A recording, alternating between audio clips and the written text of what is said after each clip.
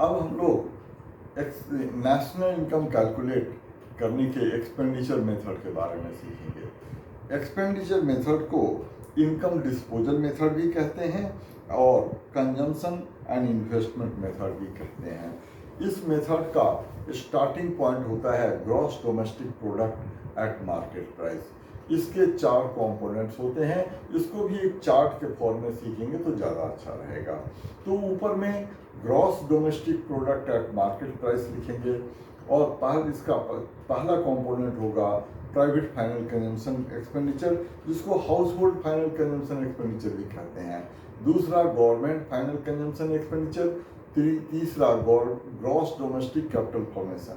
अब ये gross domestic capital formation जो है, इसके ही 2 पार्ट्स होते हैं, gross domestic fixed capital formation और दूसरा चेंज इन स्टॉक या इन्वेंट्री इन्वेस्टमेंट या closing stock minus opening stock.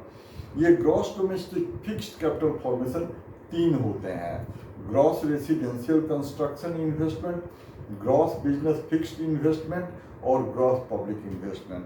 और इसका चौथा कंपोनेंट होता है नेट एक्सपोर्ट्स। नेट एक्सपोर्ट्स का मतलब एक्सपोर्ट माइनस इंपोर्ट। तो इस तरीके से gross domestic product at market price आता है और उसमें से डेप्रिसिएशन अगर माइनस कर देते हैं, नेट इनडायरेक्ट टैक्स को माइनस कर देते हैं और फैक्टर इनकम फ्रॉम अब्रोड को, net factor income from abroad को ऐड करते हैं तो नेशनल इनकम आ जाता है। अब हम लोग ये इस मेथड के स्टेप्स और प्रिकॉशन भी एक बार देख लेंगे। इस मेथड के अंदर, एक्सपेंडिचर मेथड के अंदर भी 4 स्टेप्स होते हैं। पहला स्टेप होता है identify the economic units incurring final expenditure. तो इकोनॉमी में जो 4 सेक्टर हैं, 4 सेक्टर हैं, उसको आइडेंटिफाई करते हैं जो कि फाइनल एक्सपेंडिचर करते हैं। वो हैं house hold sector, government sector, producing sector और रेस्ट ऑफ द वर्ल्ड। इसको पहले आइडेंटिफाई करते हैं। इसके बाद सेकेंड स्टेप में होता है क्लासिफिकेशन ऑफ फाइनल एक्सपेंडिचर। ये जो पहले स्टेप में फाइनल एक्सपेंडिचर को आइडेंटिफाई किया जो कि 4 टाइप के हैं, उसको 4 कैटेगरी के अंदर बांट देते हैं।